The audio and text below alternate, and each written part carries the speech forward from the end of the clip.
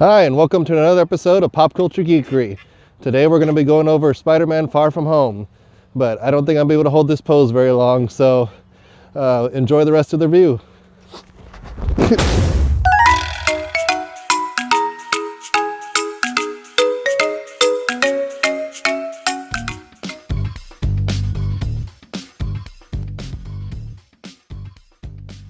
This episode is sponsored by TX Citizen, local New Braunfels news that is exclusively online and completely free. Visit them at txcitizen.com. Also sponsored by New City Bakery in New Braunfels. Fresh baked goods made daily such as pan dulce, cookies, cakes, and even homemade tortillas. Visit them on facebook.com/New City Bakery. Hi, and welcome to another episode of Pop Culture Geekery. I'm Joe Solis, and this is my wife, Sarah Childs, who I've made do a crazy stunt for today. How do you feel about this stunt, Sarah? Well, after we finally made it up here, it was okay. Now, we just have to worry about getting down. It'll be good. Yeah. You mean this doesn't feel romantic like in the time in Spider-Man 3 whenever they were in the web? I was thinking of the time when Spider-Man hung upside down and they kissed, but you have to hang upside down for that, so. I already did that earlier in this video and you saw what happened to me, so. Anyway, so as you heard, we're going to go over the new movie, Spider-Man Far From Home. And since it's already been out for a week, we're going to go ahead and do spoilers, and which is probably a good thing for this movie because it would be super hard to talk about this movie without talking spoilers. So, so we'll just get right into it because I don't know how long we can hold up here. And we're surrounded by kids playing, so we're trying not to get interrupted by them either. But anyway, so this is the second movie in the Sony Spider-Man movies. This follows Tom Holland's Peter Parker, which, we've previously seen in Avengers Infinity War and Endgame and Captain America Civil War.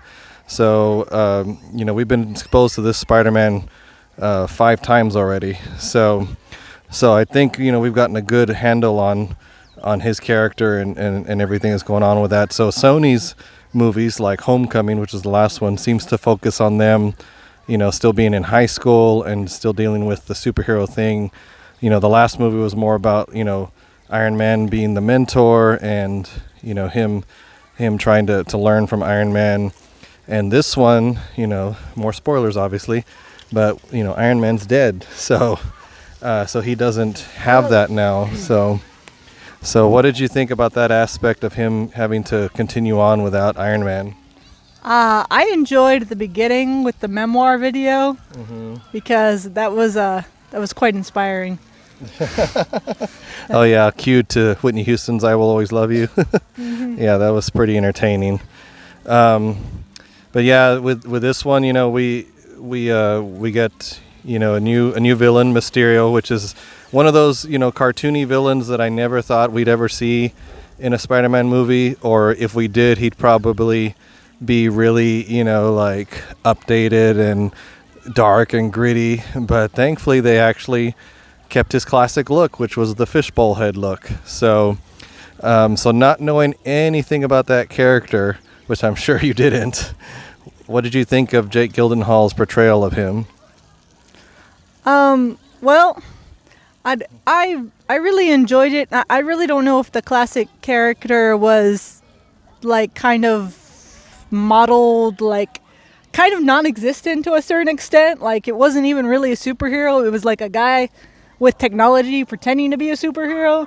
So I'm not sure if the original was that or not, but I really liked all that kind of like that intelligent kind of superhero thing where it's intelligence more than it is actual superpowers.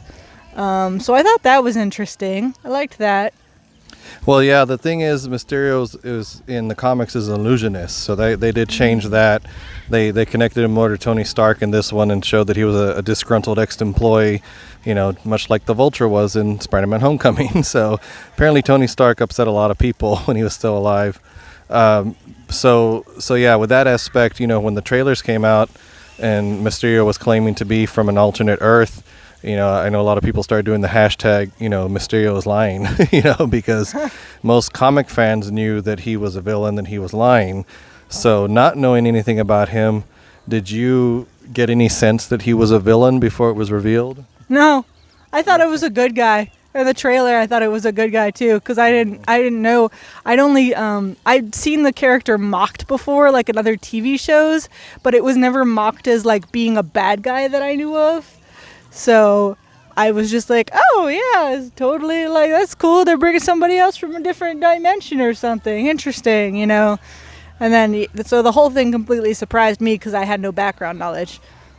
And see, that's good. I mean, because that to me was going to be the struggle with this movie for fans of the comic versus just casual fans like yourself. Because, like I said, all of us watching the trailer who are comic fans, we already knew Mysterio was lying. So there was no surprise for us in that. But for you being just a casual moviegoer, so apparently the surprise did work for you. So I knew Sony was taking a risk when they did it that way. But, it's one of those, since that's such an aspect of the character, we wouldn't know what to do. So Did they say that he was Mysterio in the trailer though? they showed it on one of the TV screens. They try to explain it away that it's like, I don't remember if it was an Italian word or what they picked, but it was supposed to be explained away because the kids on the trip start saying it, and then of course Spider-Man says it to him later, and then he Quentin Beck was his real name, was like, yeah, I'll just adopt that as my superhero name, because he just needed a name. He didn't care, right. He just wanted the persona. I was just wondering if you figured it out in the trailer, because I know he didn't have the whole fishbowl. I guess maybe the cape is like a classic look or something too. No, he had the whole look in the trailer. He had the fishbowl too. I mean, he did reveal his face, but yeah, it was definitely a good movie. Both these Spider-Man movies, that have been Sony based, have been entertaining. I feel like they've done better with him in the Marvel movies where he's with other characters. But I know that these Sony movies are different. I know that overall this is their own version of Spider-Man. Some people say that he's their favorite version of Spider-Man, but the funny thing is, around him, all the circumstances are different. Like, we have a different Mary Jane, he has a different best friend, there's all kinds of differences, but I know that Sony had to do that because we've had, like 11 different Spider-Man movies in the last 18 years. The original 3 with Tobey Maguire, we had 2 with Andrew Garfield, and then we've had, 5 different movies show, Tom Holland as Spider-Man, and then we also had Into the Spider-Verse. So we've had a lot of Spider-Man in 18 years, and, they had to change it up because we got, the comic book accurate Mary Jane in the Tobey Maguire movies. We got a pretty comic accurate Gwen Stacy in the Amazing Spider-Man movies, and then now we've gotten a kind of a new version of Mary Jane. So what did you think about Peter and Mary Jane's relationship that kind of built here? I really like that they made Mary Jane kind of socially awkward, just like Spider-Man. Yeah. Because, classically Spider-Man, I know enough to know that he is supposed to be a nerd. So I like how they kind of opened up her character in this one. They showed us like how she is socially, and that kind of made them go together well. Yeah. Whereas in the previous, like, I watched the Tobey Maguire ones, and I never felt that about any of his love interests. So. Yeah, and I did think they were cute together here, so they have a different dynamic, and like I said, she's a much different character here. So I enjoyed it, and I bought into their relationship, which is all that really matters, when you have these characters, like I said, show up 3 different ways in 3 different movie, series. So other than that, for me, like I said, just like with Homecoming, it was a fun movie. It didn't feel as epic as some of the other things Spider-Man has participated in lately. It didn't take away my enjoyment of the movie, but it just didn't leave me wowed or anything. And of course the whole thing with Mysterio, maybe that brought it down a little bit for me too, because it was no surprise for me. So I don't know, like I said, how that is going to affect your rating, but for me, I mean, I don't really have too much to go over with this. Was there anything else that stood out for you in the movie? I mean, we could go into the emotional parts. Like there was the thing about Peter having a tingle. Oh yeah. Peter Tingle thing. I really liked how that was adopted, and it was kind of this awkward thing for him until the very end when he actually showed what the Peter Tingle was, which was when he saw Mysterio in front of him, but Mysterio was actually over to the side and he was able to sense it and ultimately defeat him in the end. So I thought that was like kind of like the Peter Tingle or Spidey sense revealed was kind of cool, because I don't think they'd done anything with Spidey sense in the previous movies with him so far. Not that I remember. They had, but I mean, this one was the most visually appealing, especially with Mysterio's illusions that he, put Spider-Man in. So some of those sequences were pretty wicked, especially some of the things he saw in the visions. So, I mean, I wish they would have still called it Spider Senses, but, I understand they were trying to be funny. So yeah, they succeeded. Yeah. I will say I did like the little arc with Betty Brant and his best friend Ned, kind of just falling in love for the trip, and then that was it, because that totally feels like a grade school thing to happen. It's like you like somebody just while you're on that trip, but then by the end you're like, whatever, we're just going back to our normal lives. Mm-hmm. Yeah, I liked that as well. I thought it was really funny, the reference he made to it. Like he was like, well, then you become a man, and then it was like the same thing on the way back. Well, then I became a man, and I understood.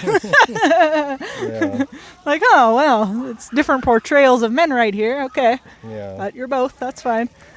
I will talk about real quick. It's interesting how they left it open at the end. First off, there was one super cameo that I'm sure you didn't remember, but the announcer on the TV that shows the video that Mysterio reveals that Peter Parker is Spider-Man.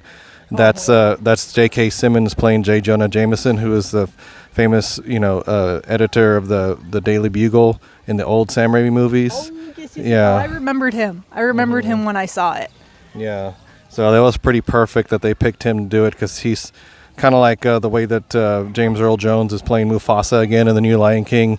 I don't know anybody else that could have played J. Jonah Jameson, so that was really cool. And the fact that now the world knows who Peter Parker is, it's going to leave open very interesting ground to cover in part 3. So, yeah, it's kind of like, where are you going to go with that? Wow, I don't even know.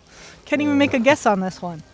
Yeah, so that's actually pretty exciting for the third one whenever it inevitably comes. So, just give our ratings real quick. Like I said, I enjoyed it. I didn't think it was amazing. To me, it was a solid 7 out of 10 movie, but I just enjoyed it, and that was it. I will rewatch them later. It was a decent epilogue to Endgame, because it did kind of wrap up, Peter's story with Iron Man. So hopefully that'll, allow him to go forward in the next movie and deal with this new problem, and not really rely on, Tony's, legacy too much. So what was your rating? Perhaps because I had no background knowledge of Mysterio whatsoever, I really felt like this was a 90. This was a solid A for me. I really enjoyed it, and I feel like there's a lot we didn't even touch on as far as like the depth of the story with, all the background intelligence of Mysterio and all that, and then Peter Tingle, all the emotional things that were going on, all the relationships, the character building. There was a lot of stuff we didn't even get to talk about here. But all in all, it came together. It was really solid. And, I mean, if you know me and you know movies, then I don't need all that action. I just need a good story. So... Yeah. So anyway, guys, so hopefully you enjoy this physically challenging review. Well, actually, it's more the heat than anything else, but yeah, so we just want to thank all of you who have subscribed so far, and if you haven't subscribed, please consider subscribing. If you like this video, please hit like. If you liked me hanging upside down at the beginning, hit like again. No, I'm just kidding.